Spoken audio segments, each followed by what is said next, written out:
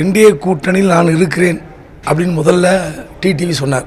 அதிமுக தான் இப்போ வந்ததுன்னு சொன்னார். அதன் பிறகு அந்த கூட்டணியில் இருக்கிறேனா இல்லையான்னு நயினார் நாகேந்திரன் சொல்லணுன்னாரு. அதன் பிறகு டிசம்பரில் சொல்கிறேன்னு சொன்னார். இன்றைக்கி வெளியேறுகிறேன்றார்.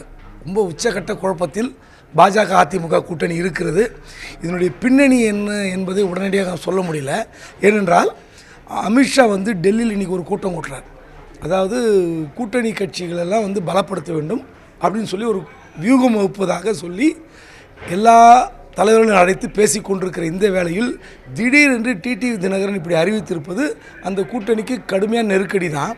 ஆனால் இதன் பின்னணியில் அண்ணாமலை இருப்பாரா என்ற சந்தேகம் எனக்கு வலிமையாக இருக்கிறது. காரணம், சமீபத்தில் சென்னையில் ஒரு கூட்டம் நடந்தது. பாஜக நிர்வாகிகள் கலந்து கொண்ட கூட்டம். அதை மத்திய நிதியமைச்சர் நிர்மலா சீதாராமன் நடத்தினார். அந்த கூட்டத்திற்கும் அண்ணாமலை அழைக்கப்படவில்லை. அதன் பிறகு இன்று டெல்லியில் நடக்கிற கூட்டத்திற்கும் அமித்ஷா அவர்கள் பங்கேற்ற அந்த கூட்டத்திலும் அண்ணாமலை அழைக்கப்படவில்லை. அப்போது அண்ணாமலை இல்லாமல் நாங்கள் கம்ஃபர்ட் ஜோனில் இருக்க மாட்டோம்னு சொல்லி ஓபிஎஸும் டிடிவியும் அவருக்காக இப்படி நடந்து கொள்கிறார்களா என்ற ஒரு சந்தேகம் இருக்கிறது. ஆனால் இந்த கூட்டணிகள் இப்படி சிதைந்து கொண்டிருக்கிற வேளையில் திமுகவை வீழ்த்த வேண்டும் அப்படின்னு அமித்ஷா வியூகம் வகுப்பது எந்த பலனையும் தராது. எடப்பாடி பழனிசாமி அவர்கள் முதல்ல அவர் தன்னுடைய கட்சியில் இருக்கிற பிரச்சனையை களையணும். அடுத்து கூட்டணி கட்சிகள் ஒவ்வொன்றாக வெளியேறுவதையும் தடுக்கணும். அதற்கு முதல்ல அமித்ஷாவை விட எடப்பாடி தான் இறங்கி வரணும். இந்த டிடிவி உள்ளே இருப்பாரா இருக்க மாட்டாருன்னு டிசம்பரில் சொன்னவர் இன்று சொல்ல வேண்டிய அவசியம் என்ன? இது பின்னணி கடுமையாக ஆராயப்பட வேண்டிய ஒன்று.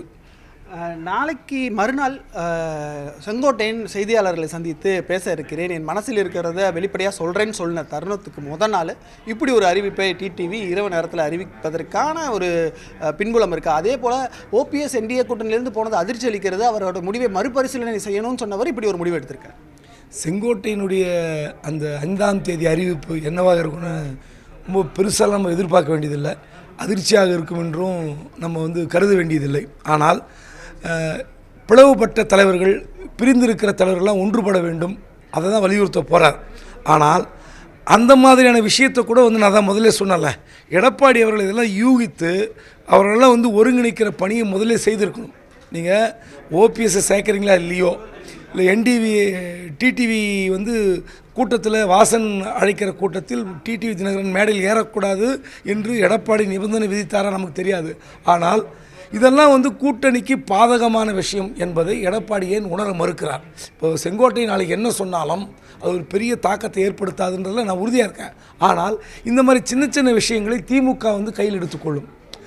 அந்த கட்சியே பலப்படுத்த முடியாதவர் எப்படி கூட்டணி பலமாக அமைத்து எப்படி திமுக கூட்டணி வீழ்த்த போகிறார் என்ற கேள்வி எழுந்தால் அது அதிமுகவுக்கும் சிக்கல், அதிமுகவை நம்பி இருக்கிற மற்ற கூட்டணி கட்சிகளும் சிக்கல்.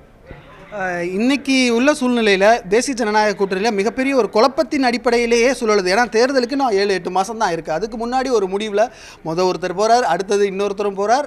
சொன்ன கால அவகாசத்துக்கு ப்ரீபாண்டாகவே அலையன்ஸில் இருந்து வெளியேறாங்கன்றதை எப்படி பொருந்தி பார்க்குறது? இன்னும் களம் ரொம்ப கஷ்டமாகுது அதிமுக. இது எல்லாமே அண்ணாமலையினுடைய செயலாக இருக்கும்னு நான் பதிலே சொல்லிட்டேன். இப்போது அண்ணாமலை இருக்கும்போது நாங்கள் ரொம்ப கம்ஃபர்ட்டாக இருந்தோன்னு 2 பேருமே சொல்லுவாங்க. நான் நயினாருக்கு மெசேஜ் அனுப்பிச்சேன், என்னை எந்த இடத்துல அவர் கன்சிடர் பண்ணுன்னு ஓபிஎஸ் சொல்கிறார். அப்போது எடப்பாடிக்கு நெருக்கடி தருவதற்காகவே அண்ணாமலை இவர்களை பயன்படுத்துகிறார் என்பது சந்தேகம் வருகிறது.